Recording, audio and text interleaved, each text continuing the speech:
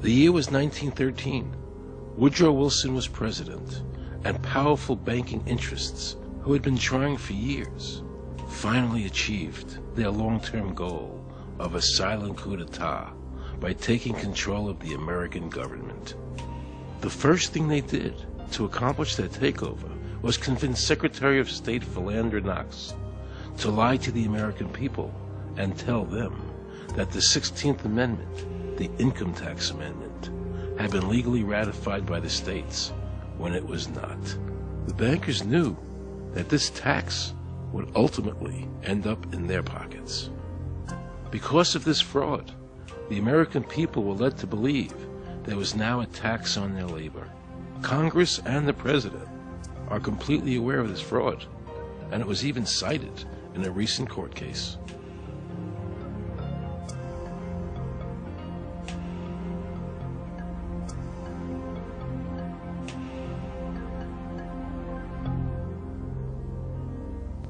That very same year, the bankers committed their second and by far the most diabolical fraud ever perpetrated on the American people by bribing senators to pass the Federal Reserve Act without the required constitutional amendment. All in favor, say aye. They did this during Christmas vacation, when many senators were home celebrating their holidays with their families. And that's how the unconstitutional Federal Reserve Act came into being. They were very clever, and they understood that whoever issued the money for America would control the government. The bankers won, and the American people lost, because most politicians will sell their soul for $1. And now the Federal Reserve could issue dollars legally. As Mayor Rothschild said, "Give me control of a nation's money supply, and I care not who makes its laws." He knew that he and the other bankers would now control the laws of the nation. Government gave these bankers one of its most important powers, and now had to borrow money from them and pay interest to finance the government. So the American people were forced to lower their standard of living and pay a graduated income tax to the government, just so the government could give these bankers more profits. President Woodrow Wilson, who signed the Federal Reserve Act into law, later said, in regret, "I am a most unhappy man. I have unwittingly ruined my country. A great industrial nation is now controlled by its system of credit. We are no longer a government by free opinion, no longer a government by conviction and the vote of the majority, but a government by the opinion and duress of a small group of dominant men." The Federal Reserve was created by Congress in 1913, and it was entrusted with the power granted originally to the Congress by the U.S. Constitution to coin money and regulate the value thereof.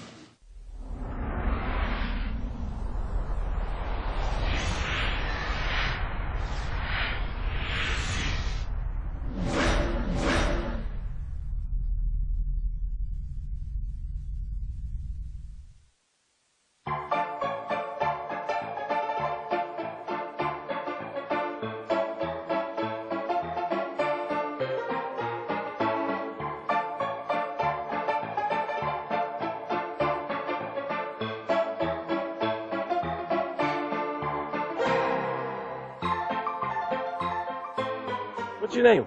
Jan Crafting? Hi, Jen. I'm Aaron Russo. I produced the movie Is this a joke? Am I gonna No, make that's not a joke. Okay, good. No. I produced the movie Trading Places with Eddie Murphy and The Rose with Bette Midler, many movies, and I'm doing a feature film.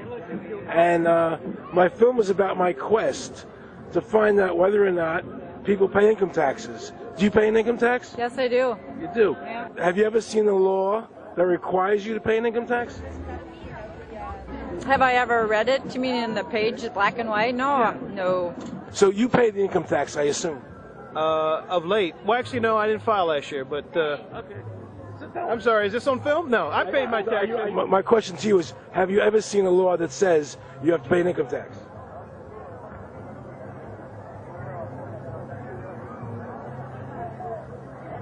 The law is that guy that wears that badge and a gun. That's the one that puts you in jail. That's the law. Actually, I can't stand the IRS. They're evil. Do you have any fear of the IRS? Not really, because I'm Canadian. I think it's actually unconstitutional, is what I've heard. Right.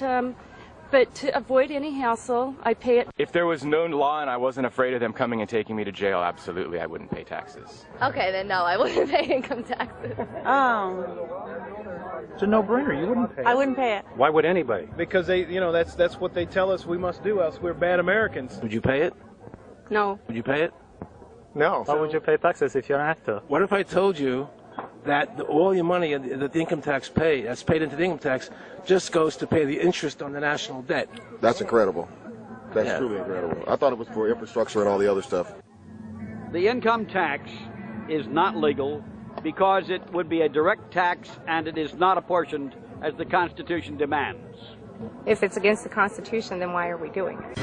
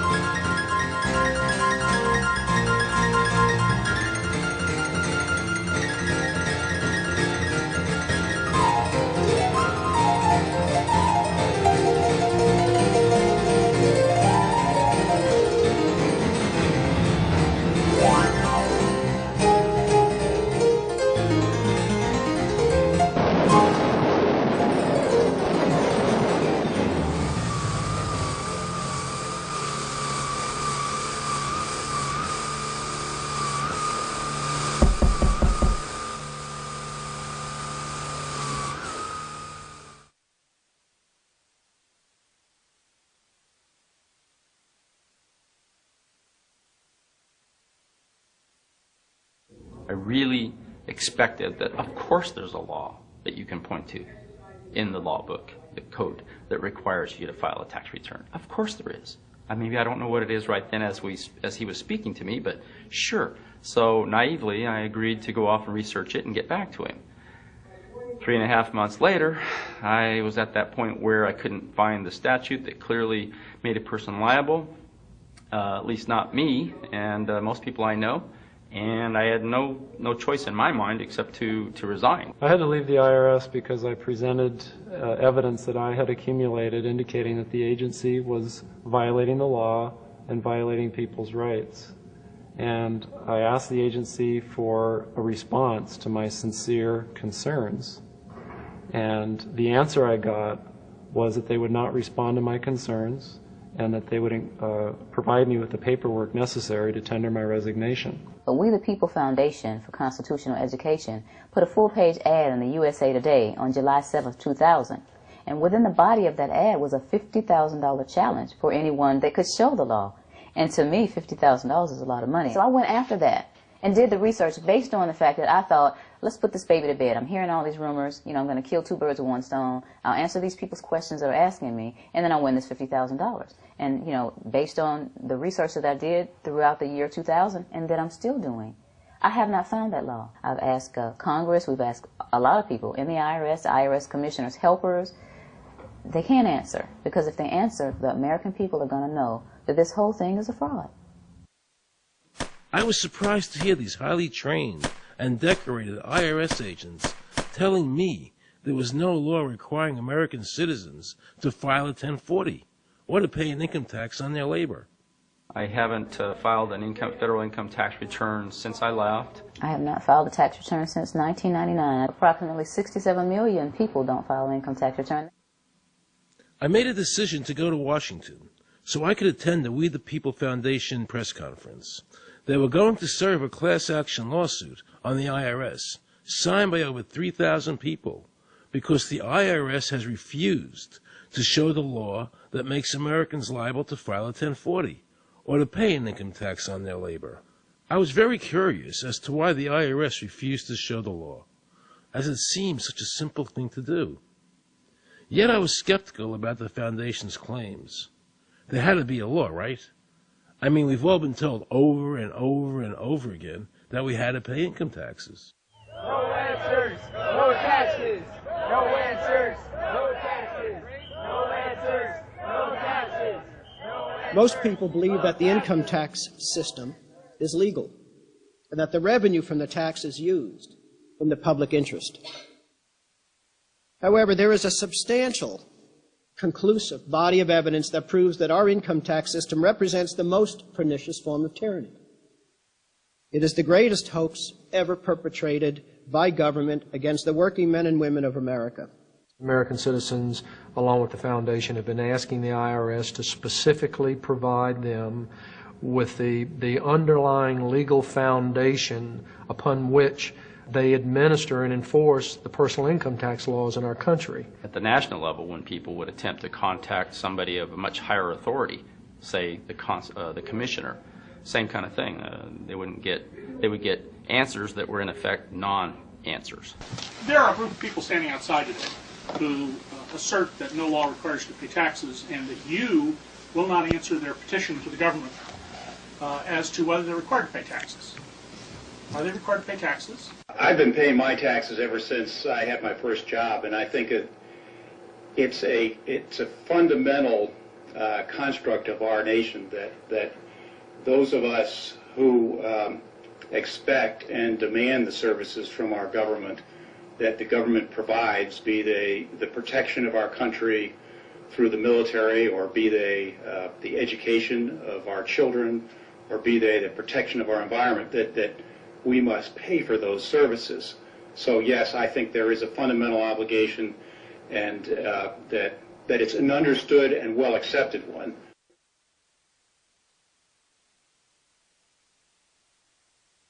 Joe Bannister and I had a meeting in the White House with President Clinton's economic advisor, Jason Furman. He accepted the remonstrance for the president. On June 2nd, I called and spoke with him. His words were, "We have decided that the issue of the legality of the income tax is not a high priority matter for the White House, and we will not be participating in any conference on the subject."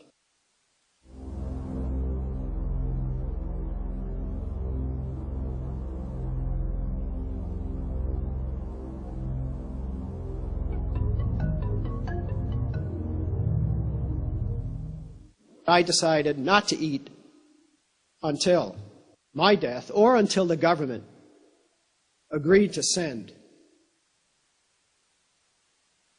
their experts to meet with the experts from the tax honesty movement. And with the help of Congressman Bartlett, a deal was made. I'm very pleased that through these several trying weeks and now months, that we have secured the agreement of the IRS and the Justice Department, because some of the questions are beyond the purview of IRS, that they will both attend a public symposium where these issues can be formally addressed. Last Thanksgiving, DOJ and IRS notified Congressman Bartlett that they would not participate. Congressman Bartlett then waited until late January. He informed me that he would not be participating. Why do you think you've been able to get away with not paying or filing your income taxes for so long? Well, first of all, I've not gotten away with anything. I'm not hiding from anyone. I'm simply asking the IRS to show me the laws that apparently require me to do these things, and they are suspiciously reticent to answer questions from me, and of course there are millions of other people, many other organizations who have attempted to get answers. They act very suspiciously when asked to simply sit down at the table with the American people and discuss what their obligations are. Rather than pulling up a chair, they pull out a club.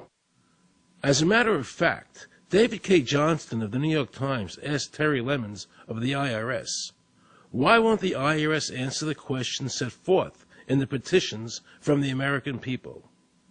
Mr. Lemon's response was, the government is answering the questions through enforcement actions in the courts.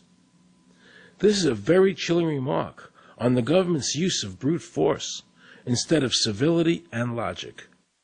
The federal government itself refuses to provide the American people who are coercively being subjected to this extraction of their private property without any underlying legal justification. There is no law that requires the average American worker in the private sector to pay a direct, unapportioned tax on their labor and compensation for services. There is no law. The march will stop in front of the IRS building. They are now going to serve a class action lawsuit on the IRS. Very courageous. My name is Charles Bell, and I'm here to serve this complaint on behalf of the American people to the Internal Revenue Service. The complaint is accompanied by an affidavit that's under the hand of Robert Schultz. Case was served. We'll call you with the case number. Case has been filed. We'll call you with the case number. Thank you. Okay, thank you. We appreciate your time. America, baby!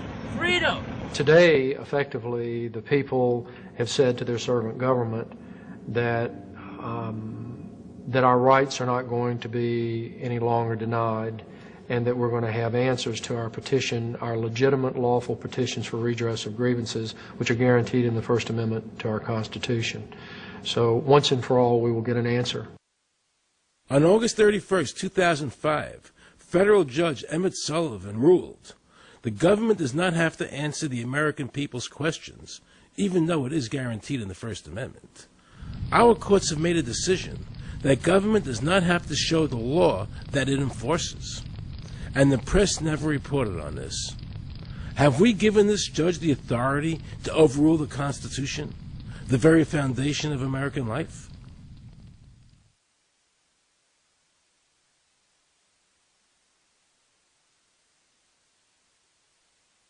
I believe that in both spirit and substance, our tax system has come to be un-American. Death and taxes may be inevitable, but unjust taxes are not. The country's taxes must be fixed, and I know what to do with it. If you think you're paying too much now, just wait till I get through with it. Now, Mr. Hanley, I'd like to ask you something. What does the government do with all the money we give them in taxes? When President Reagan was elected, one of the first things that he did was appoint a blue ribbon panel of business people headed by Peter Grace, and is commonly referred to as the Grace Commission. And their job was to research all the various areas of the federal government and make a report. One of the quotes from the Grace Commission is, 100% of what is collected is absorbed solely by interest on the federal debt. All individual income tax revenues are gone before 1 nickel is spent on the services taxpayers expect from government. If we pay the salaries of the congressmen and the senators, we're supporting them, aren't we? Well, yes. Yeah. Well, then why can't we list them as dependents and deduct them? We've been brainwashed. People have been told, that you need this income tax system to fund government, which is absolutely ridiculous. I mean, my question is, well, if that's true, how did we fund government from 1776 to 1913? The main purpose of the income tax is not to raise revenue, but to redistribute wealth and to control society. A lot of people might say, well, gee, if there wasn't an income tax, what would happen to education? They don't understand that education is paid for the most part, out of state and local taxes, your property tax. People might say, well, how are we going to build and maintain our highways? If there's no money coming into the government, we need our highways. There is a tax on every gallon of gasoline that people buy. Proceeds from the income tax do not pay for highway construction. The amount of money that we spend on defense is exactly equal to the amount of corporate income tax, which is quite legal and quite constitutional. I think we should not want the income tax for several reasons. One is that It is the instrument of totalitarianism. It is the means by which the government can manipulate people and put you into a condition of servitude. Every year you give the federal government a form that says, here's how all my money worked. If you lie, you could go to prison. So you're required to give them a financial statement that under, the force of law could put you in prison if it's not impeccable, right? And under the law, they're supposed to do the same. They're supposed to give you back a financial statement that says, here's what we did with your money. Except you comply and they don't. In fiscal 99, the Department of Defense had 1.1 trillion of undocumentable adjustments.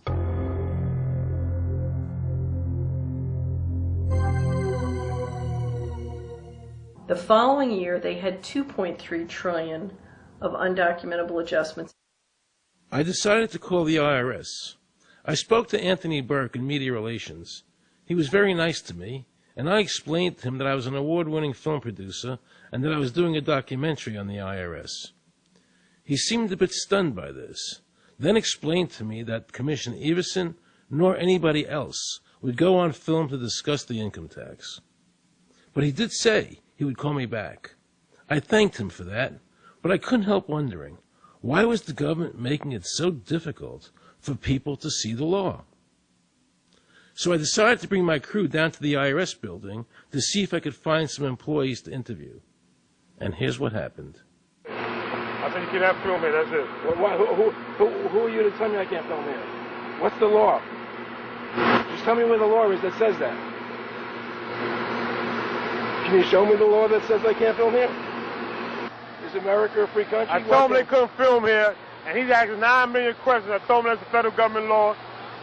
Hey, I told him he couldn't film here. He's telling me he's a citizen and all that. So I couldn't film him and saying, where's the law that says I can't film here? And I'm asking another question, sir. Then Homeland Security showed up, because I was such a threat to Washington.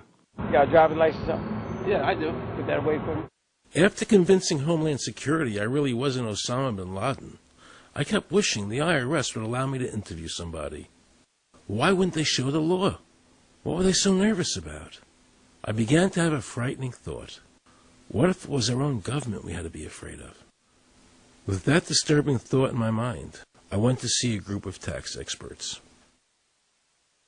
You can look through the statutes and look for the law that requires you to pay. And when you do that, you can't identify a law that requires the average person in America who earns a wage and works in private business to pay an income tax. The Constitution allows for two kinds of taxes. They're called direct and indirect. The federal government in the Constitution can tax almost anything, as long as it apportions the tax if it's direct.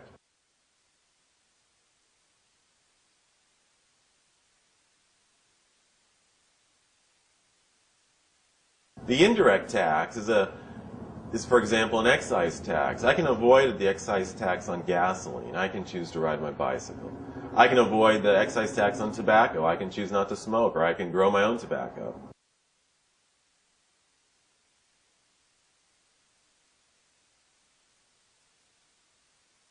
The income tax which is being applied now doesn't meet the criteria of either direct or indirect taxes. The IRS claims that in 1913, the 16th Amendment, the Income Tax Amendment, allowed the government a third form of taxation. What was the Supreme Court's ruling on that? The Supreme Court in the case of Stanton versus Baltic Mining. I mean, what could be clearer than this? The provisions of the 16th Amendment conferred no new power of taxation. The Russo case also said that the 16th Amendment did not impose any new taxes and did not change any of the taxing restrictions of the Constitution. There were also several other major Supreme Court cases in that same period from 1916 up until about 1923. Stratton Independence versus Hobart, Southern Pacific versus Lowe, Bowers versus Curbo Empire, Burnett versus Harmel, Doyle versus Mitchell. It's actually very simple. Congress tried to enact an income tax in 1894. The Supreme Court said that's unconstitutional. When the Supreme Court says something is unconstitutional, it's unconstitutional.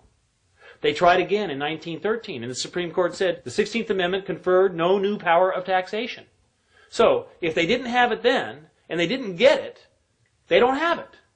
There is no constitutional basis for a tax on the wages of Americans living and working in the 50 states of the Union. Period.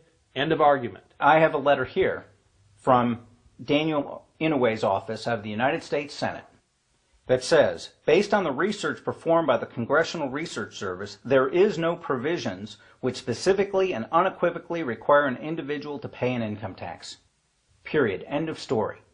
There is no law, and to date, nobody has been able to show that there is a law for the average American citizen working day in and day out to pay an income tax. The definition of income in the Constitution was given in the Eisner versus Macomber case, and it turns on gains or profits that are made from some activity. Doyle versus Mitchell, 247 U.S. 179, 1918. Here's what he said. The idea of gain or increase arising from corporate activities. In other words, it doesn't mean wages, it doesn't mean dividends, it doesn't mean alimony. It means a gain or a profit arising from corporate activity. These liens that are recorded against people by the government for tax liens are nothing more than allegations. They are non-substantive. They have never been determined by a neutral third party, such as a court, to have one shred of validity.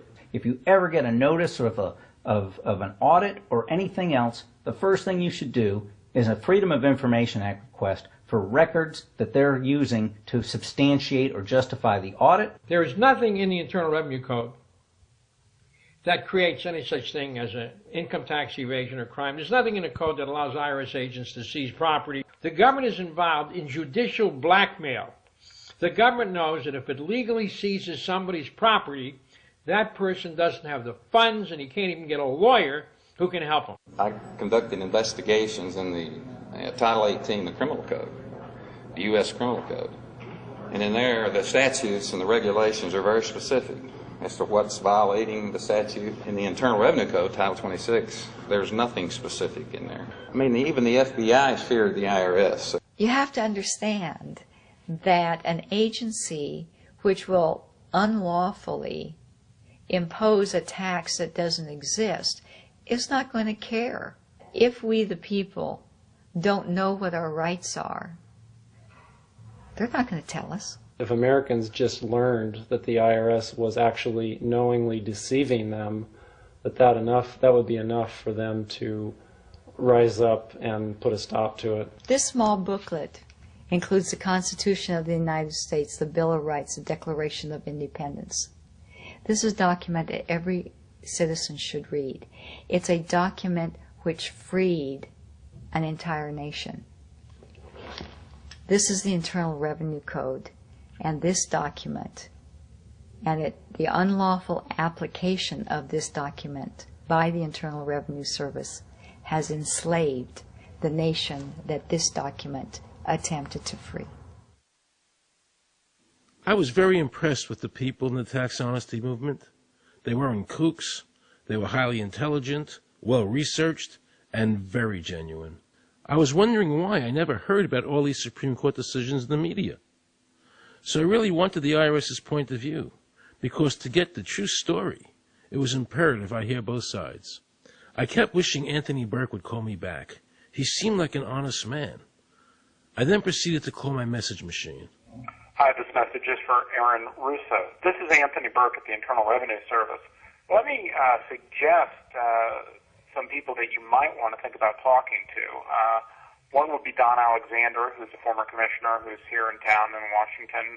Another would be Sheldon Cohen, who is both a former commissioner and former chief counsel. All those guys, I think, can answer your question about, where in the tax law it says that you have to pay taxes.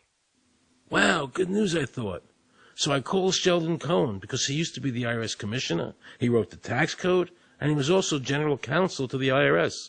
He is a true expert, and I couldn't find a better person to answer my questions. He graciously agreed to my interview.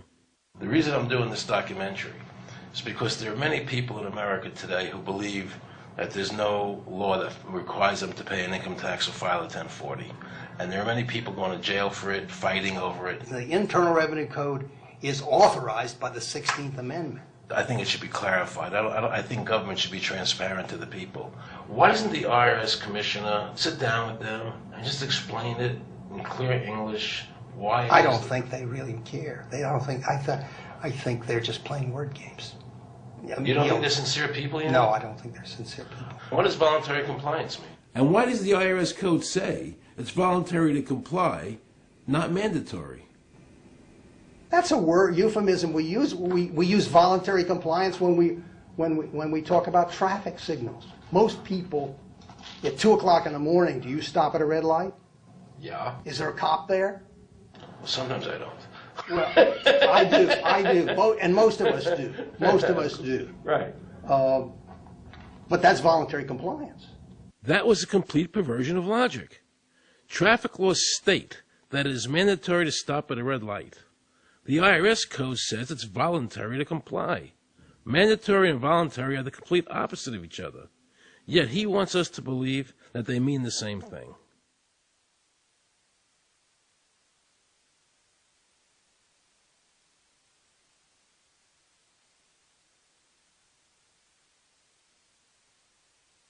So can the government criminally prosecute somebody of information put on their 1040? Yes. Right, so doesn't that violate the Fifth Amendment? No. But the Fifth Amendment says I don't have to do anything that incriminates myself. Well, it doesn't incriminate you to put your income down. But you said before I could be put in jail for it. The commissioner wants us to believe that although the IRS demands that you fill out the 1040 and you can go to jail for it, that they are not violating your Fifth Amendment rights of self-incrimination. That is absurd. Isn't it true that the word income is not defined anywhere in the Internal Revenue Code?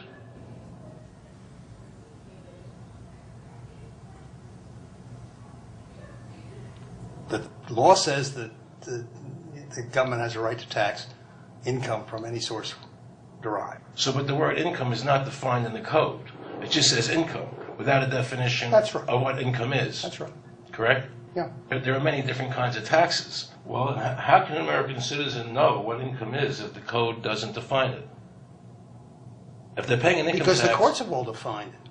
Do you remember what constitutional attorney Edwin Vieira said? The definition of income in the Constitution was given in the Eisner versus Macomber case, and it turns on gains or profits that are made from some activity. So the Supreme Court has ruled income is not wages, it's not labor, it's gain from corporate activity. I believe that a man's labor is his private property. That's your view, but it's not the law. The Supreme Court's even said your labor is your private property. When I go to work for somebody, it's a trade. It's an even exchange. I do some work, you give me some money.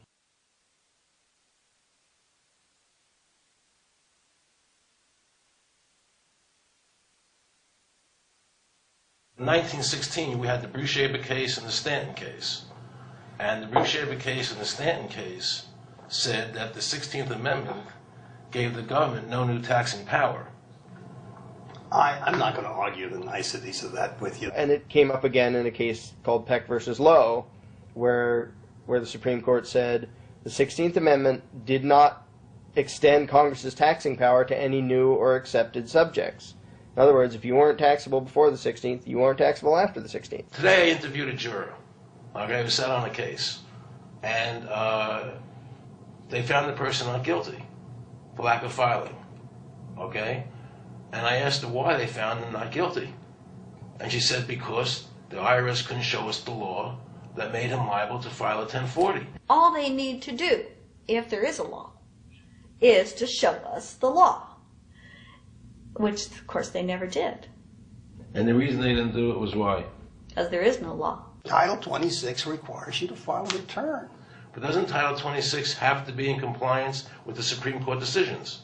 You're going to take a 1920 case and superimpose it on the whole Internal Revenue Code that was written after it? No, that's not... I can't believe what I just heard. Rewind. You're going to take a 1920 case and superimpose it on the whole Internal Revenue Code that was written after it? No, that's not... Remember he said earlier the Internal Revenue Code was authorized by the 16th Amendment? The Internal Revenue Code is authorized by the 16th Amendment. Remember, the Supreme Court said the 16th Amendment did not give the government any new taxing power. These decisions have never been overturned. Let's listen further. Can the lower courts overrule the Supreme Court? No. How are they putting people in jail today for not paying a tax on their labor when the Supreme Court said they don't have to? Doesn't the IRS code have to be in compliance with the Supreme Court? That's my big question. This is a waste of time. Well, because whatever I say, you're not going to believe. He's right. I don't believe him. And neither should you. He wants us to believe we should obey the IRS code, which is being enforced in violation of the many Supreme Court decisions. If the Supreme Court made a decision... Thank you, Aaron. I think we're finished. I'm sorry, Mr. Cohen, you're doing that. Well, I'm sorry that you constantly re-argue the point. You're liable because the law says that you're liable, and the courts say the law says you're liable, and that's why you're liable. You see, he's talking about the lower courts, who are not in compliance with the Supreme Court, as they have to be. Doesn't the court have to be in compliance with the Supreme Court? The Supreme Court has so held. Where? You caught me unprepared. I'll come back. Well, I don't want to do that. But let me ask you a hypothetical question. No. You're making silly arguments here. Why is the Supreme Court decision a silly argument? Well, because it's inapplicable. That made my heart stop. He just said Supreme Court decisions do not apply to the IRS. That's the behavior you would expect from a totalitarian country, maybe China or Russia or Cuba. Not from America. They're just making up the law as they go along. Now I knew the tax honesty movement was right. The IRS thrives on intimidation and fear, not by law. It's no different than a criminal protection racket, using force to extract your money from you. Then the former IRS commissioner, now working at a prestigious Washington law firm, threatens me. Watch. Aaron, you understand Yiddish. Cornish helfen. For those of you who don't understand Yiddish, that means nothing will help you. Now it all became clear. I understood why the IRS wouldn't go on camera and talk about where the law was. I understood why all the senators I called refused to be interviewed. There is no law. And now you know what our political leaders and the courts have known for decades and have tried to cover up. The United States Constitution strictly forbids a direct, unapportioned tax on the wages and salaries of American citizens. The United States Supreme Court has consistently ruled that the income tax is a tax on profits and gains, not on labor and wages. On behalf of the American people, I challenge the IRS to show me a statute that allows a direct, unapportioned tax on the wages and labor of the American people.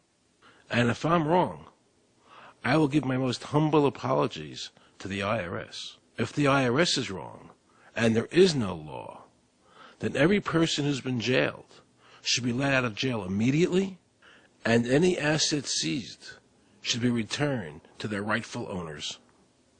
If this is a nation of laws and a free country, then the IRS should show the law to the American people. I felt an overwhelming need to understand why juries were finding innocent people guilty of not filing a tax return when there was no law requiring them to do so. So I went to talk to Marcy Brooks, a juror who used her common sense and did not allow the judge to railroad the jury into a guilty verdict.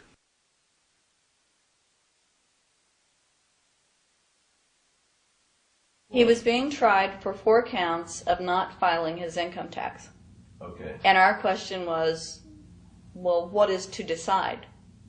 Either he did or he didn't. It never occurred to us that he might actually be innocent while at the same time not filing. In the federal government, it is not a felony not to file taxes. Finally, they said, okay, if we're going to get this guy, we're going to have to put it in the state.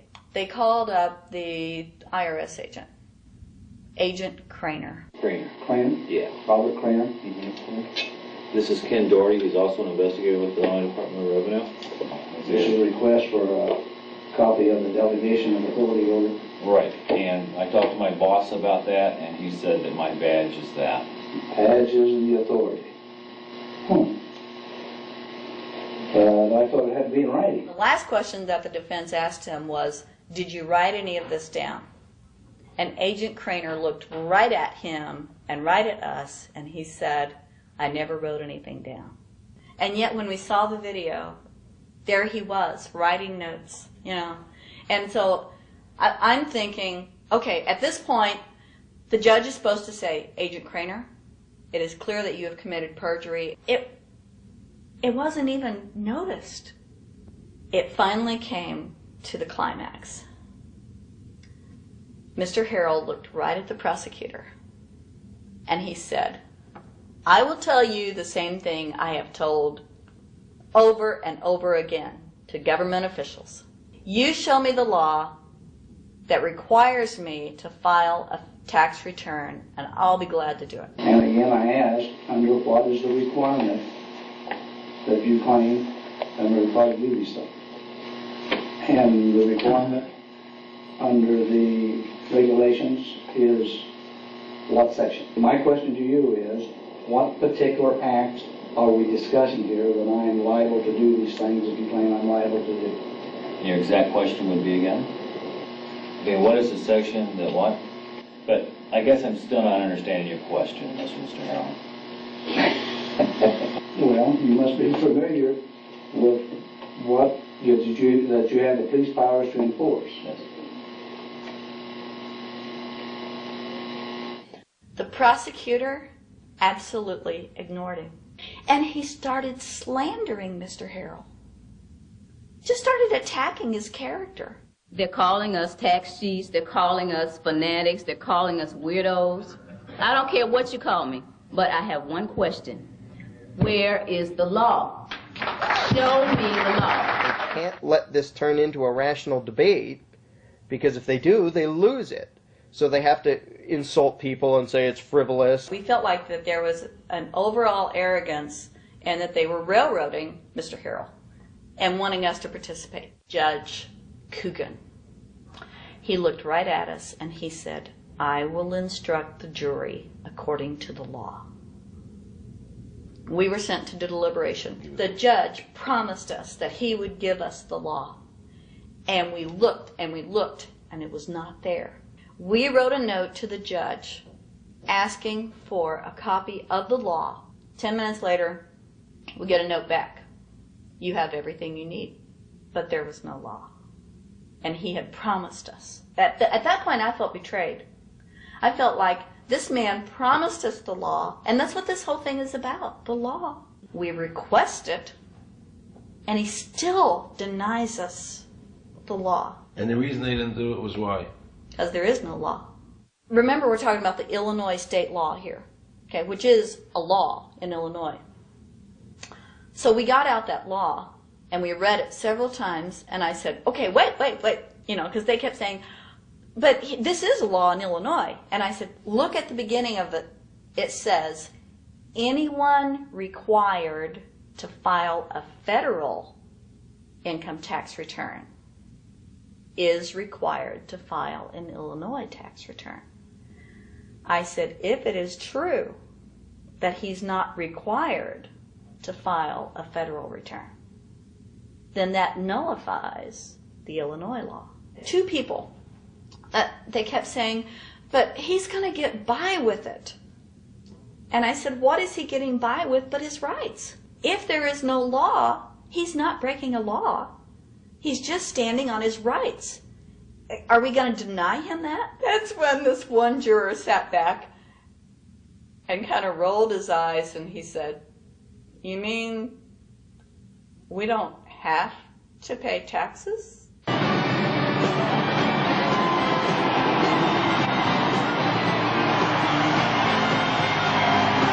All of a sudden we realized that this trial was much bigger. And the ramifications of this trial were going to be so broad if it actually got out.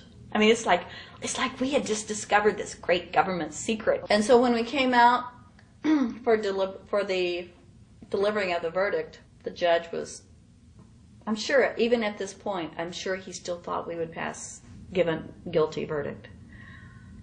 And the reason I say that is because of the look on his face when the first not guilty was read. His face just turned white.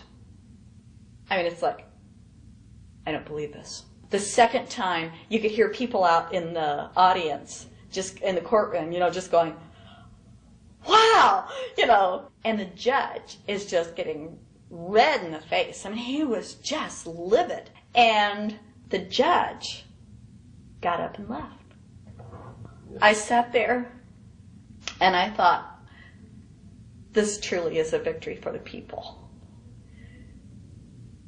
And I have never felt more patriotic. And I knew that we had done the right thing. I looked at that man, Mr. Harrell, and I thought, the system might not work all the time, but this time, for that man, it did. In November 2004, the government arrested former IRS criminal investigator Joe Bannister. They charged him with fraud for telling the American people the truth about the income tax laws. The jury obviously agreed with Joe. Well, it just showed Mr. Bannister to be honest and straightforward and working within the law. Vernice Kuglin, a Federal Express pilot, claimed there was no law requiring Americans to file an income tax. She also won in court. 24 people were criminally charged by the IRS because they claimed there was no law requiring them to file an income tax return. The fact is, neither the judge nor the prosecutor nor the IRS could bring that statute in there because it's not in the books. The jury came back with an acquittal for everyone. When the matter is put to the test, which means in terms of court and enforcement action, there is a 100% success rate in shooting down these arguments. The mafia has a code and they follow it, and it's a code of honor. But the IRS has no code of honor.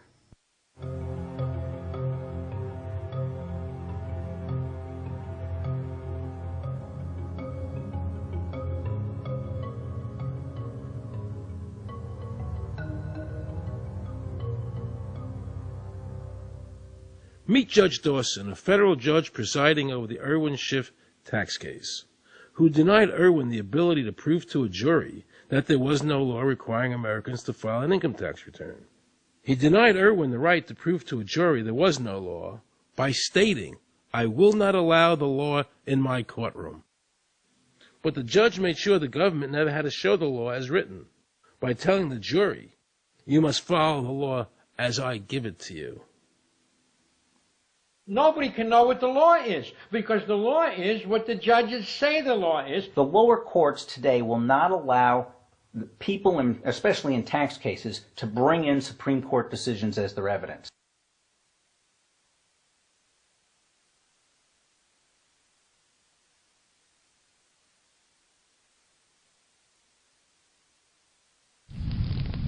Here we have a federal judge railroading an American citizen by saying Supreme Court decisions are irrelevant. And again, nothing from the press defending our freedoms.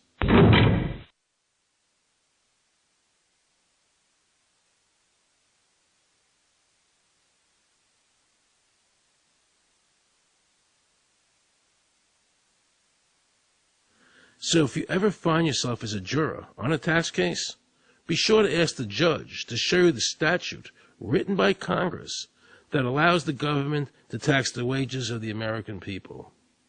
If the judge can't show you the law, then how can you possibly, in good conscience, convict someone and destroy their life?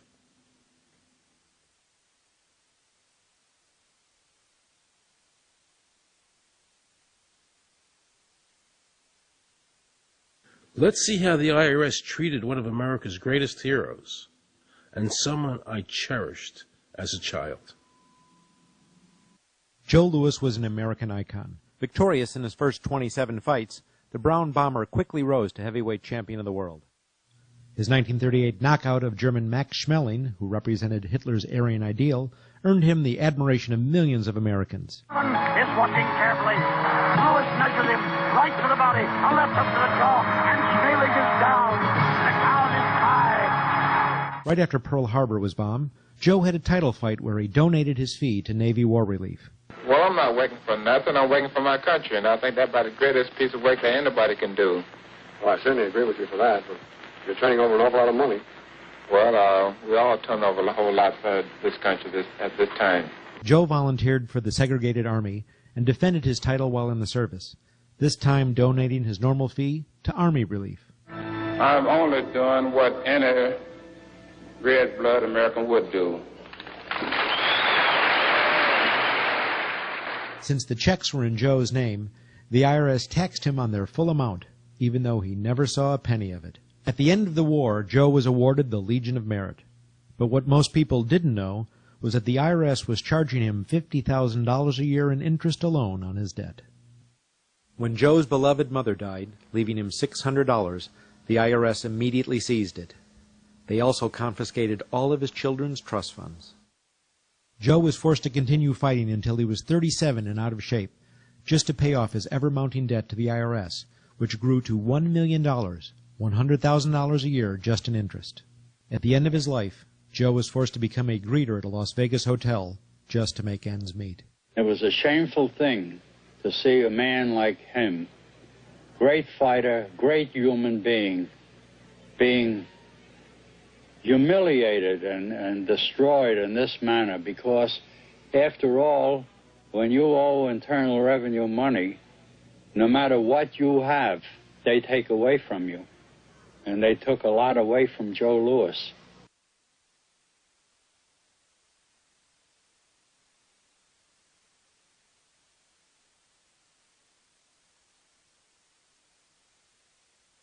I made a decision to drive to Virginia Beach from Washington because I had heard stories about two law-abiding families who had been brutalized by the IRS. They were falsely accused by their bookkeeper of being drug smugglers and tax cheats. And incredibly to me, without any investigation, the IRS proceeded to raid their place of business and their homes, even though they had done absolutely nothing wrong. On Saturday morning, 4 different raiding parties proceeded to raid 4 locations on a Saturday, the day before Easter. I was the manager on duty, and I was up in the deli, and people came through the door. How many came in the door? Maybe about 15 or 20 people. 15 to 20 armed agents. With dogs, with guns. They made me get everybody in they went in the kitchen, they went in the deli, they went all over the whole restaurant, told all the customers, took forks out of their hands while they were eating their breakfast, and told them they had to leave. I got the frantic call from Edie, and she said, something wrong. So anyway, I jump out of bed, and I immediately run to the shower. I'm in the shower, and the next thing I know, I hear my son yelling, "Dad!" I went like this, and boom, I'm slammed against the door, and I fall down with a gun in my head. And they're like, "Where's Scotty Miller?" And I'm like, "Dad!" That's all I'm doing is yelling. I'm scared, frightened to death. And then the next thing I hear is Mr. Miller, the shower curtain is jerked back. I got a gun pointing at my head. Hold it right there. The screams from the little girls who were at a pajama party with my daughter. There was 4 little girls there with my daughter. Of course, mayhem. There were about 3 men in my bedroom with huge guns. He followed us and wanted to watch us get dressed, and I tried to shut the door, and he puts his foot in the door, like he's going to sit there and watch us change our clothes. And I was like, excuse me, no. My neighbors now are all standing out. Were you still naked?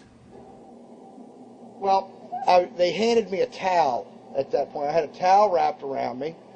Did the towel fit? No, hardly. Hardly. At this point, they were talking about weapons, and, I mean, it's crazy. I mean, they're looking everywhere, going through all my drawers. And I reached for my underwear drawer to get some underwear. They said, "Don't touch anything." Boom. They're locking their guns up. They hold it right there. Don't move around. Don't move. I'm going, whoa. I said, "I'd just like to get some underwear on here, I said, I got women standing here. They keep everything. How did you conduct your business if the IRS took everything? We had to do it out of a shoebox so we could keep going because we requested these things, and I'm told that the government's really not, once they do raid and so forth, they're supposed to at least let you, until you're charged with something, continue your business. This wasn't the case. They kept everything. So you were never even charged? Absolutely not. Charged with what? And when you speak IRS, the whole world shrivels up. The whole world gets fearful to a point where let's not talk about it. I testified in front of Congress. I would like to know why this dark entity known as the IRS has come into my life and refused to leave. I raised my children with a zero tolerance for dishonesty. And now they must hear allegations that I am a major drug dealer and a tax cheat. A lot of people out there being abused, and a lot of people saying, look, I'll pay it. Just go away. Just go away.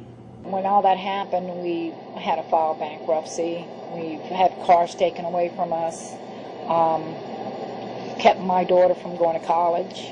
Do they ever think about the lives that they just destroyed? They think about the ruination of homes and property? No. In this case, we would have never thought this could happen to us. We've never done anything wrong. How can this happen in America when, in my case, personally, I thought that I was doing everything right? I've served my country. I've been to college. At least I've done something in my life. I got a speeding ticket one time. I paid my taxes for 40, 50 years, whatever it was. I've never been audited. What happened here? I had this really uncomfortable feeling in the pit of my stomach as I was thinking to myself, how did America transform itself from being a truly free country with a servant government where our individual rights were protected by our Constitution to being a country that talked about being free but really wasn't? The change started when the Federal Reserve came into existence and America adopted one of the major planks of the Communist Manifesto by bringing to America this central bank. The very same people that backed the Federal Reserve System also backed the graduated income tax, a second plank from the Communist Manifesto. You know that the Federal Reserve is a private bank and not a government agency? No, I wasn't aware of that. It's a private bank? That would scare me quite a bit. What if you learned that the Federal Reserve makes money off the taxes you pay? How would you feel about that? Angry. Like I'm feeling right now. I would feel cheated by my government. I'd be angry. It's really frustrating that we're paying money for something that isn't benefiting us in any way whatsoever. Kind of sucks. They're pretty much in control of everything. I decided to drive back to Washington to see Dr. Ron Paul. He had been a congressman for over 20 years.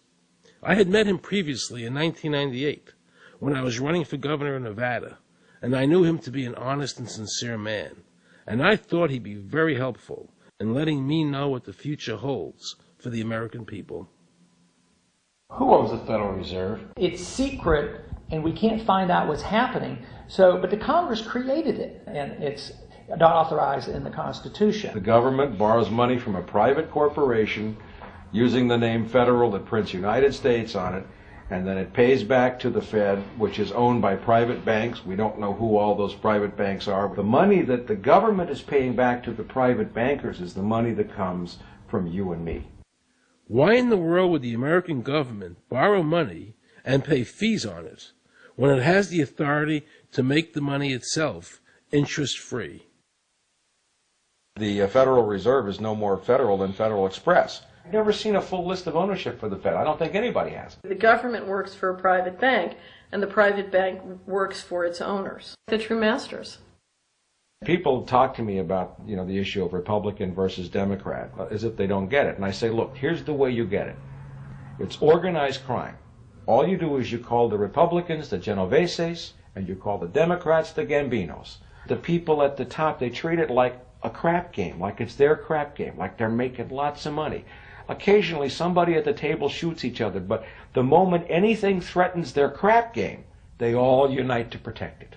They're both controlled by the same financial, economic, and corporate interests. Once the banks get into the picture and they form a partnership with the government gives them the legal power now to create bank-issued money backed by the coercive power of government to require everybody to accept that bank money. In the course of the last century, they have converted this nation from a nation of independent freeholders to a nation of employees. And they're just one step away from being serfs. Most people spend the great bulk of their money for taxes, interest, and inflation. And all of that money goes to these two groups that comprise the cartel and their partner, the federal government. It's not a coincidence. So if Congress used its legal authority to shut down the Federal Reserve System, the American people would be much better off. Government should create, issue, and circulate all the currency. Creating and issuing money is the supreme prerogative of government and its greatest creative opportunity. Adopting these principles will save the taxpayers immense sums of interest, and money will cease to be the master and become the servant of humanity. Abraham Lincoln. Young people today are conditioned practically from the cradle on up to think that credit is a wonderful thing.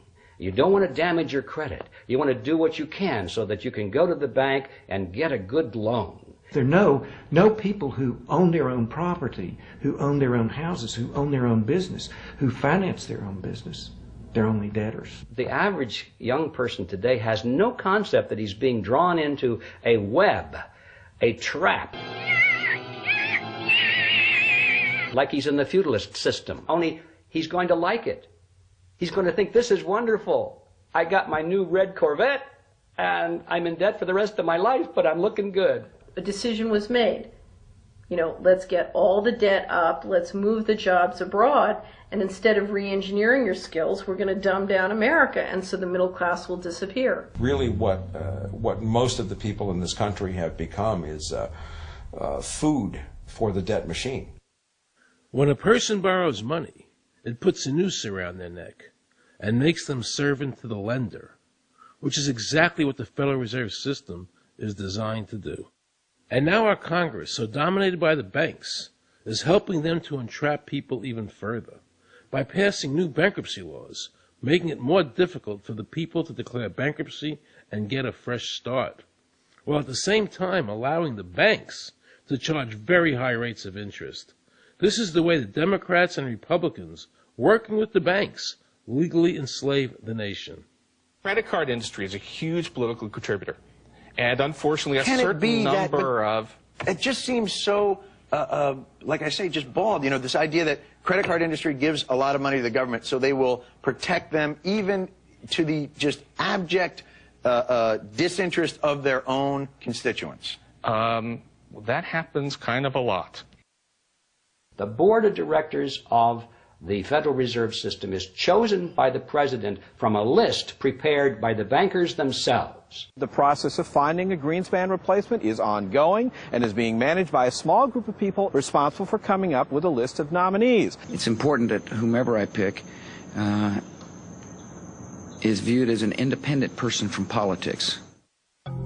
If the American people ever allow the banks to control the issuance of their currency, the banks and corporations that will grow up around them will deprive the people of all property until their children wake up homeless on the continent their fathers conquered. Thomas Jefferson. So the Federal Reserve is actually an illegal entity functioning within government. It's illegal, and what we have given to this so-called agency is the authority to counterfeit money. Do you have any points of view about the Federal Reserve and how the Federal Reserve operates? They just enter something on a computer. Oh, you need 20 billion today. Here's 20 billion, but they got that out of thin air. It came out of thin air, it goes to the Treasury then pays their bills. So it's no different than monopoly money.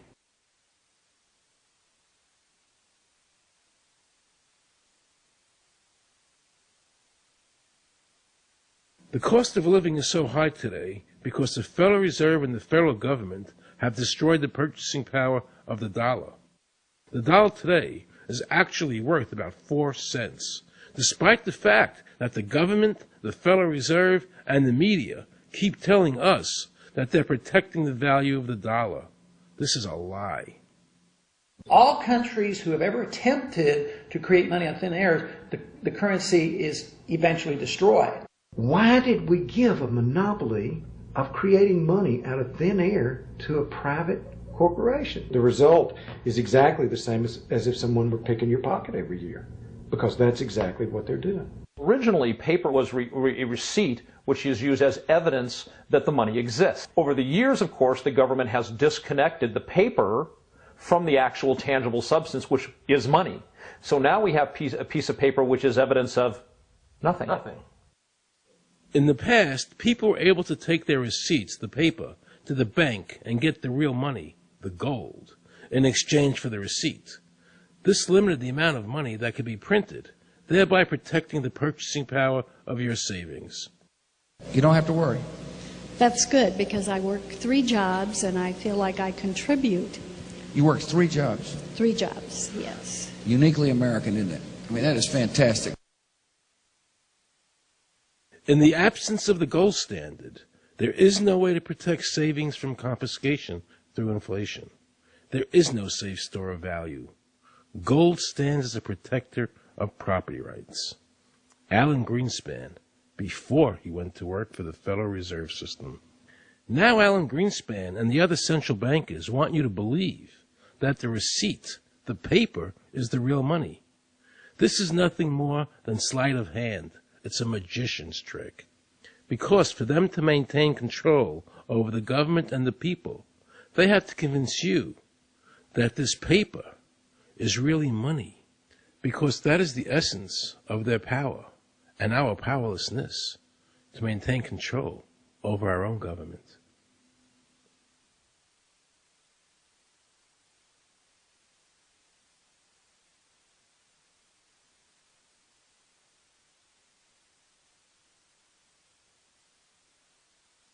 What happened to gold in Fort Knox? Nobody really knows. When I served on the Gold Commission, I asked them to really, do another audit. I remember it was 15-2. They said, we don't need to audit the gold. It's supposed to be the American people's gold, and so we would like an accounting to tell the American people what is there. I've been told that the Federal Reserve has taken control of the gold as collateral for the dollars they print.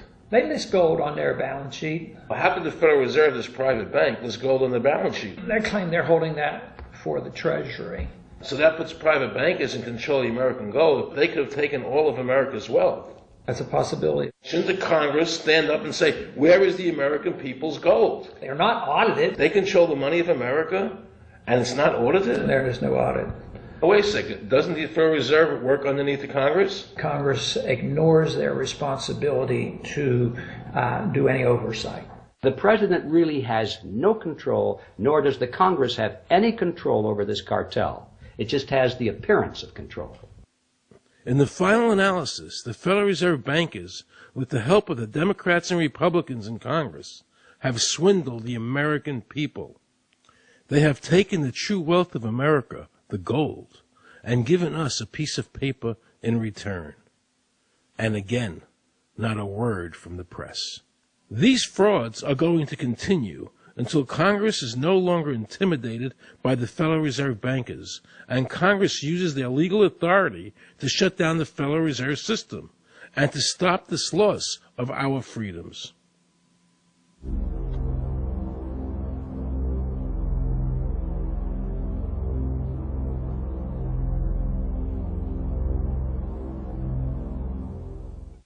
Is there a law that requires people to file a 1040? Not explicitly, but it's certainly implied. Well, implied by force. Yeah. But is there a law? I can't cite a law, no. I cannot. But, if they think it's the law and they have all the guns, it's an authoritarian approach. Well, yeah, but that's authoritarianism. Yeah. That's not a country run by law. Do you think America is going deeper and deeper into becoming a police state? And if so, in what ways do you see that as a congressman? Yeah, I think we're moving in that direction because there's not much we can do without permission. The absence of a police state is that people are free, and if you don't commit crimes, you can do what you want. But today, you can't open up a business, you can't develop land, you can hardly do anything. You can't go to the bank, you can't go to the doctor without the government knowing what you're doing. And they talk about medical privacy, that's gone. Financial privacy, that's gone. The right to own property, that's essentially gone. So you have to get permission from the government from almost everything. And if that is the definition of a police state, that you can't do anything unless the government gives you permission, we're well on our way. This is something that people eventually, I hope, will get sick and tired of and say, enough is enough.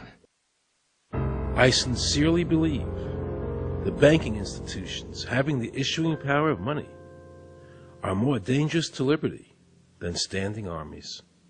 Thomas Jefferson. You must understand the Federal Reserve is a cartel made up of the major banks in America, and they are the ones that are running the show, not the federal government. The powers that be behind the system, the financial interests, are able to exercise a disproportionate amount of influence on not only the economic structure of the country, but the political structure.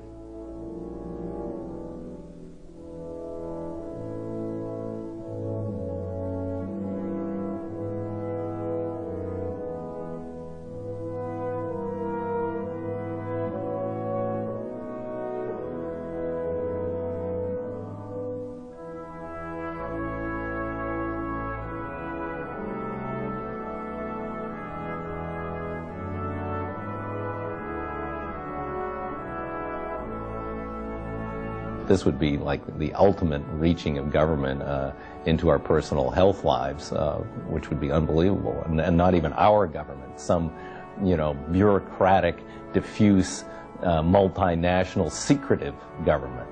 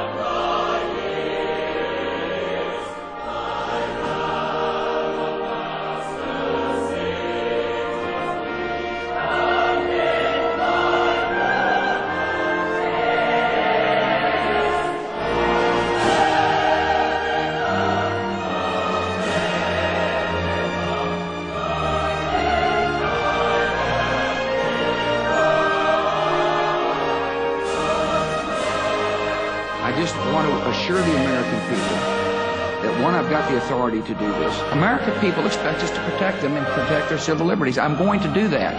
Preserve, protect, and defend the Constitution of the United States. The Constitution of the United States. So help me God. So help me God. So help me God.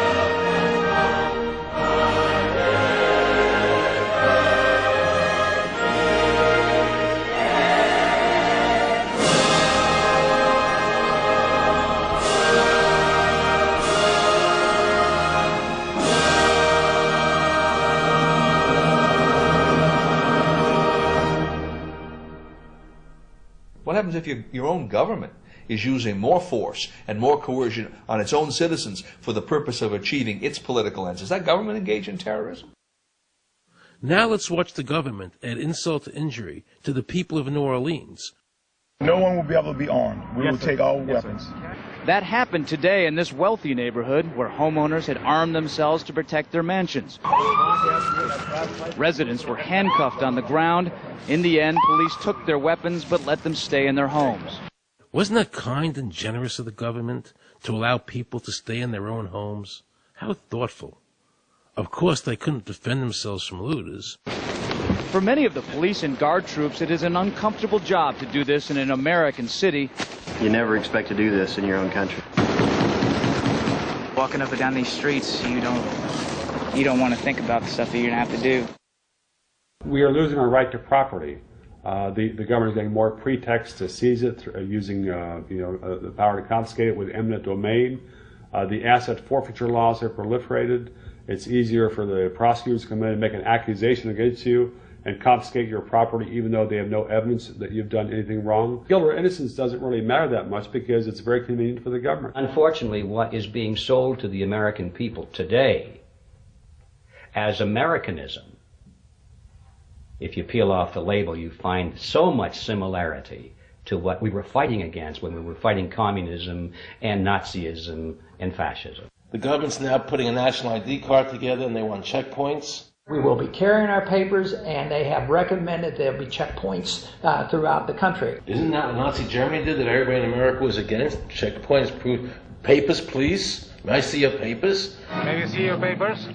I don't think I have them on me. In that case, we'll have to ask you to come along. Wait, it's possible that, yes. Here we are. These papers expired 3 weeks ago. You'll have to come along. Halt!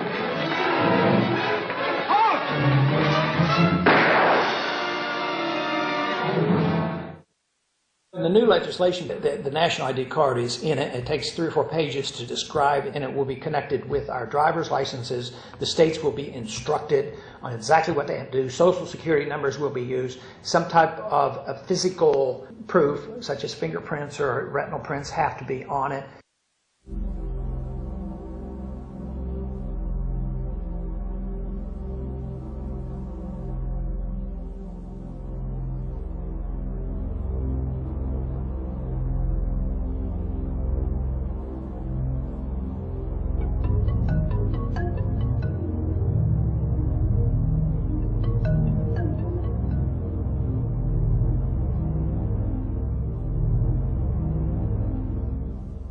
It is time to wake up, America.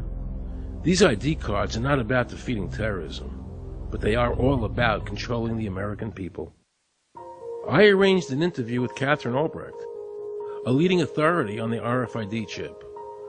Her book entitled Spy Chips is the definitive book on this subject. I wanted to find out just how dangerous these chips are to our liberties. RFID is a technology that uses tiny computer chips the size of a grain of sand or even smaller, hooked up to miniature antennas to transmit information about items at a distance. Back in 1999, Procter & Gamble, Gillette, and MIT got together to find a way to commercialize this technology and make it small enough, make it efficient enough, and make it low cost enough to, essentially, their dream is to put one of these tiny computer chips on every physical item manufactured on planet Earth. The latest technology for identifying people at the point of sale, for identifying people when they make purchases, is actually the implantable chip that you can actually embed directly into human flesh. It's a tiny glass capsule about the size of a grain of rice. It contains an RFID computer chip with a coiled antenna, and it can transmit information also at a distance.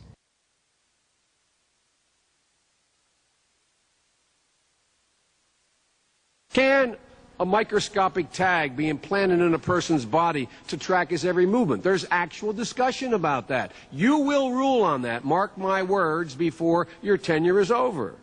Homeland Security folks, the Department of Defense, and others have expressed an interest in being able to more closely monitor the U.S. populace. And one way to do that, of course, would be being able to determine who buys what and where they take those things.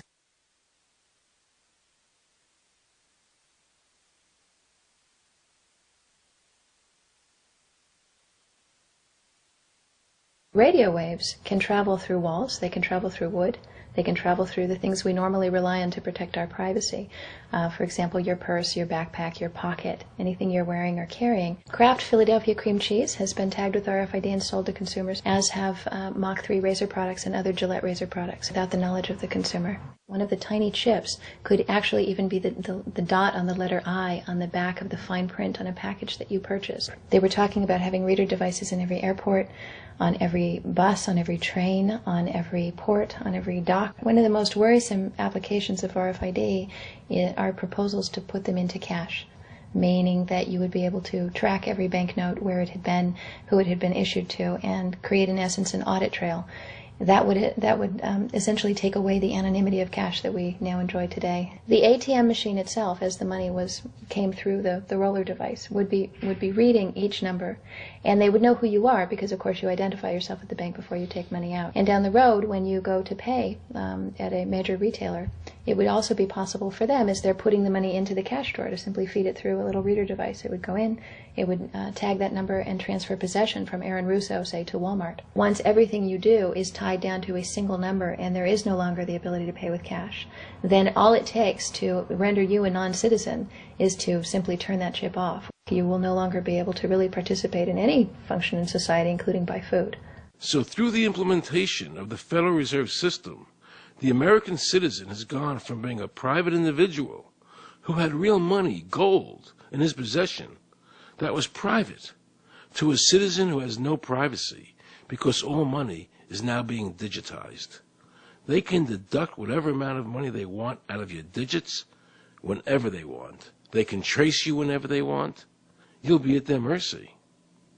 God forbid we allow this to happen in America. This is absolutely Orwellian. I mean, it's talking about Big Brother looking over your shoulder at absolutely everything you do, every purchase you make, every place you go, every company you interact with. All of that would be reported back potentially to the government.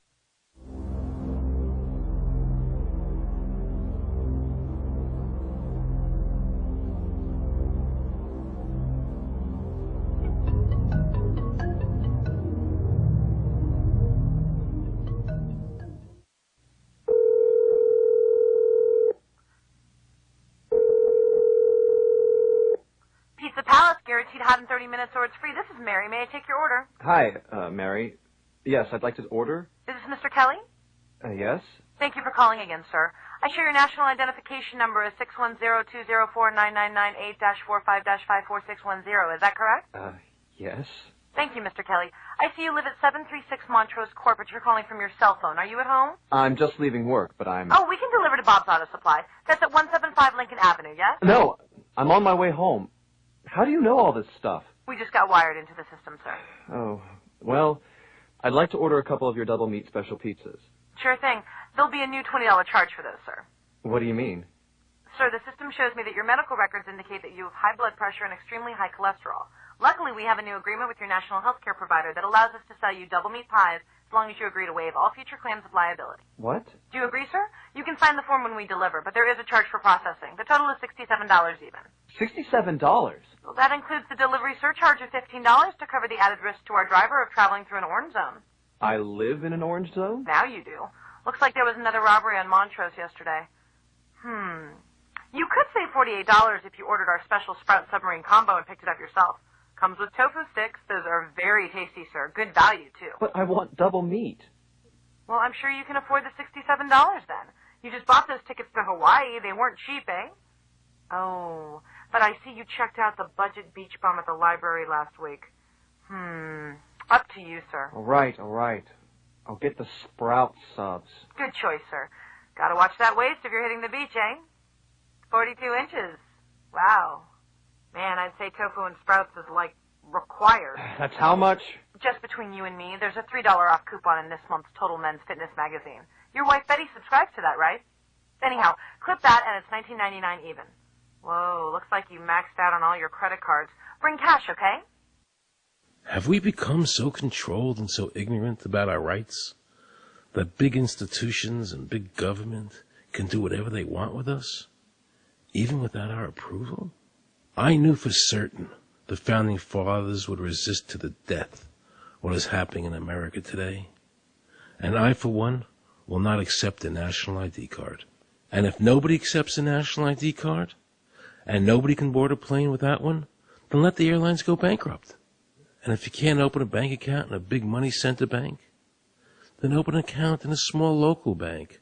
And if we can't walk into a federal building, I personally would consider that a blessing. Don't allow these institutions to dictate to us how we conduct our lives. This is America, and we have free choice. We the people have all the power, not the government. Government gets its power from us, not the other way around. Think of all the men and women who died in all our wars, fighting for freedom, not Federal Reserve bankers. Do you think they sacrificed their lives so that Americans could be chipped like a dog? So we could all have a homing device inside us? No. This ID card is the last step before they implant us. And that's precisely the reason nobody should accept one. And you know what they're going to do? They're going to call on the propaganda machine, the media, and try and sell this as if it were in everybody's best interest. We're working on a product that we have called internally a PLD. PLD stands for Personal Locating Device, which is an implantable GPS for which our company owns a patent. The hybrid of the two of these products, being Digital Angel and Verichip, is what we call PLD. PLD should be in prototype form by the end of this year, by December of 2002, and we are already working with the Food and Drug Administration as well as legislative agencies with these products and ultimately with the PLD.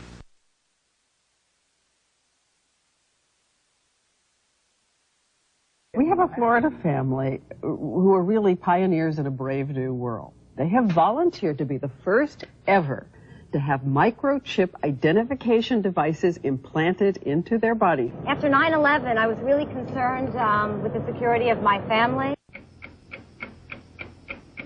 I wouldn't mind having something planted permanently in my arm that would identify me.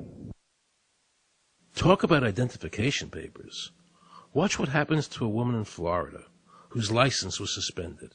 Get out of the car or I'm going to tase you. The next street off the Secret.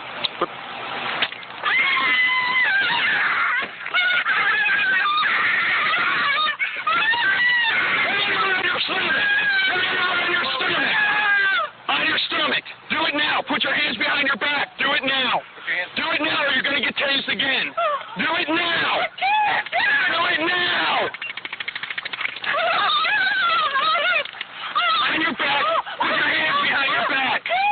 Put your hands behind your back. I can't. Sure you can. Come here. Ow, ow, ow. Oh, got it. You got blood on your hands. Oh, my God. You tased me and you handcuffed me? Yep, you're under arrest. For what reason? Your license is suspended. All the power is in the people.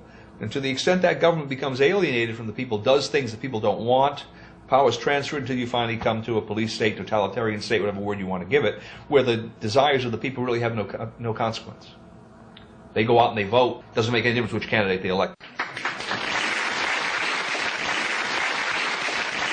I'm a programmer. I worked for NASA, worked for ExxonMobil, worked for Department of Transportation. Mr. Curtis, are there programs that can be used to secretly fix elections? Yes.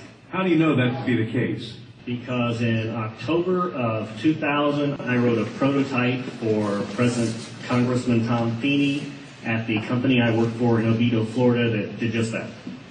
And when you say did just that, it would rig an election? It would flip the vote 51-49 to whoever you wanted it to go to and whichever race you wanted to win. And would that program that you designed be something that elections officials that might be on county boards of elections could detect? They'd never see it. So how would such a program, a secret program that fixes the election, how could it be detected? You would have to view it either in the source code or you'd have to have a receipt and then count the hard paper against the actual vote total. Other than that, you won't see it.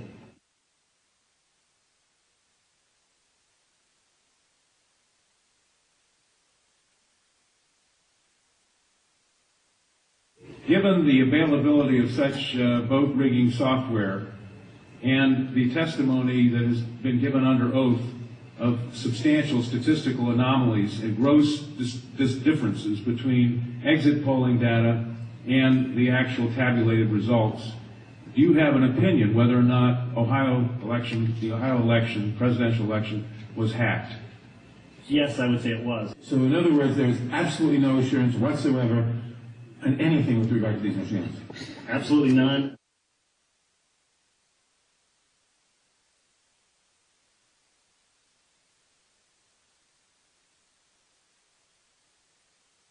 Anybody who trusts electronic voting machines should have their head examined.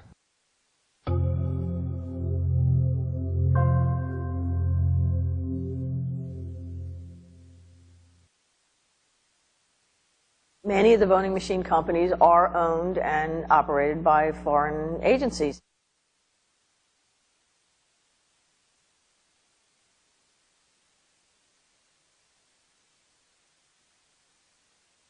Now we can see a new world coming into view. A world in which there is the very real prospect of a new world order. The New World Order will be built, an end run on national sovereignty, eroding it piece by piece, will accomplish much more than the old-fashioned frontal assault. Council on Foreign Relations. We shall have world government, whether or not we like it. The only question is whether world government will be achieved by conquest or consent. Paul Warburg, Council on Foreign Relations and architect of the Federal Reserve System. There's a group that get together internationally and they sort of play God with our money. You think that's part of what George Bush said was the One World Order? They can't have a new world order only with a world police, military. Right. I think the financial system ultimately is even more important than the guns. The central bankers of the world are working together to create a one world government, a global police state as sinister as anything George Orwell ever wrote about, where every person on the planet Earth will have an RFID chip implanted, where the bankers and the governments can monitor every transaction you make. A chip in everybody would be the universal monetary system par excellence, because there'd be no escape from it, and you'd be totally under the control of those who issue the electronic impulses in that chip. Their strategies are being accomplished through the World Trade Organization, the International Monetary Fund, and the Bank for International Settlements, which is the central bank for all the central banks of the world. Most people don't have a clue that these unelected private bankers actually control the governments of the world. They have financed and profited from every war since World War I without concern for humanity.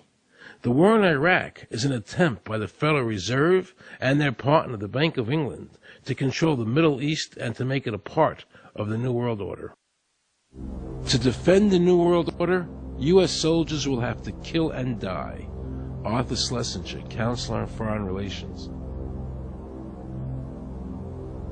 Military men are just dumb, stupid animals to be used as pawns in foreign policy.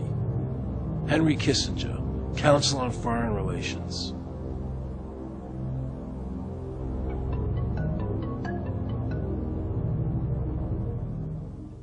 Now let's listen to this quote by Robert Reich, a member of President Clinton's cabinet and one of his most trusted advisors.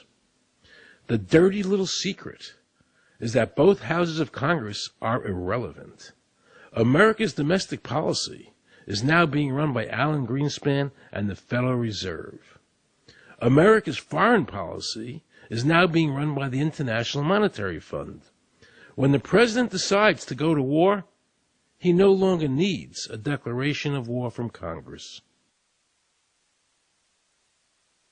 Dr. Carol Quigley, professor from Georgetown University, who was also President Clinton's mentor, said in his book, Tragedy and Hope, the powers of financial capitalism had a far-reaching aim, nothing less than to create a world system of financial control in private hands, able to dominate the political system of each country and the economy of the world as a whole.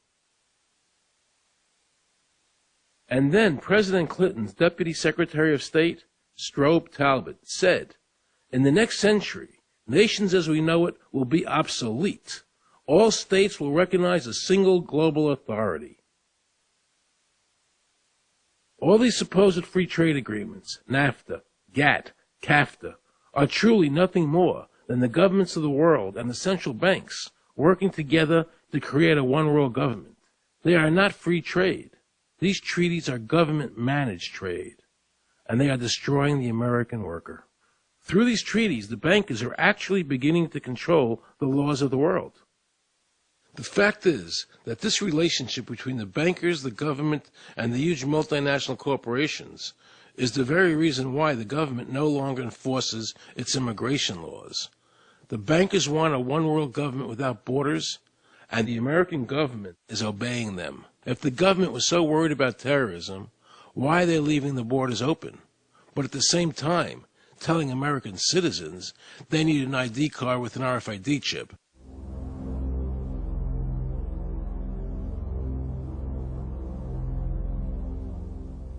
Osama bin Laden could not come over here and limit your rights or my rights to free speech, from search and seizure, from all of these elements in the Bill of Rights.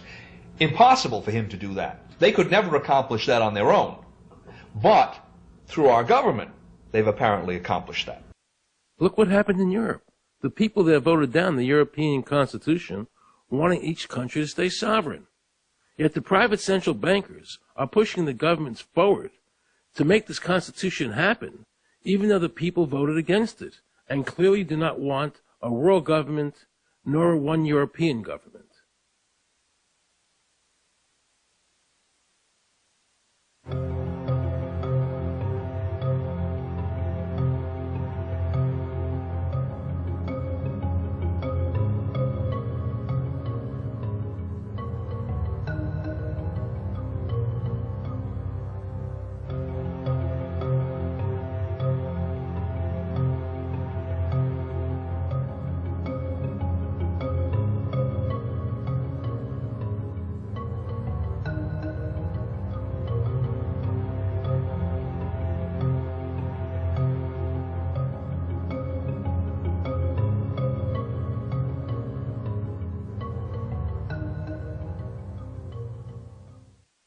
Now pay close attention to this quote by David Rockefeller, and you'll understand what is happening in the world today and where the American people are heading as a nation. We are grateful to the Washington Post, the New York Times, Time Magazine, and other great publications whose directors have attended our meetings and respected their promises of discretion for almost 40 years. It would have been impossible for us to develop our plan for the world if we had been subjected to the lights of publicity during those years. But now, the world is more sophisticated and prepared to march towards a world government. The supranational sovereignty of an intellectual elite and world bankers is surely preferable to the national autodetermination practiced in past centuries. David Rockefeller, a member of the Council on Foreign Relations, actually believes that we would be better off if he and his bank of friends ran the world.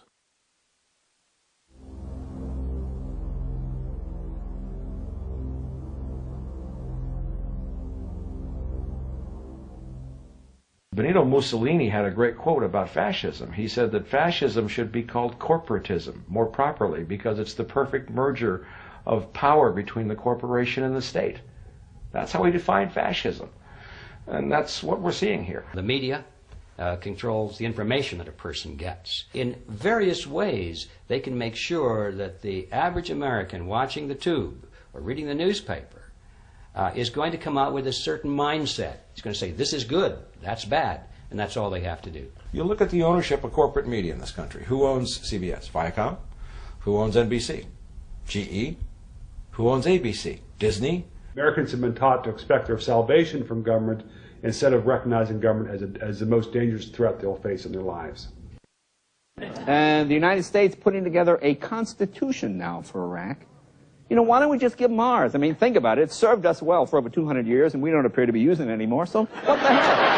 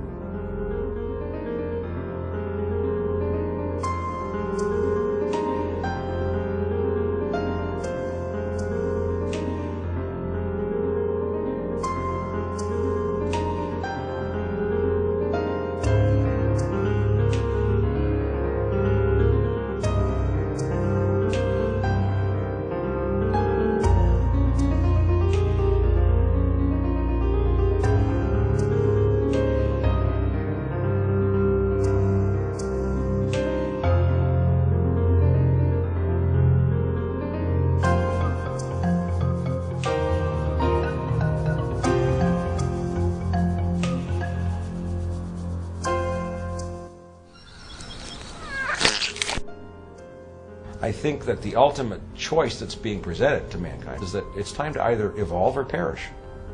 Grow up or die. Become adults. Act like adults. Take some responsibility.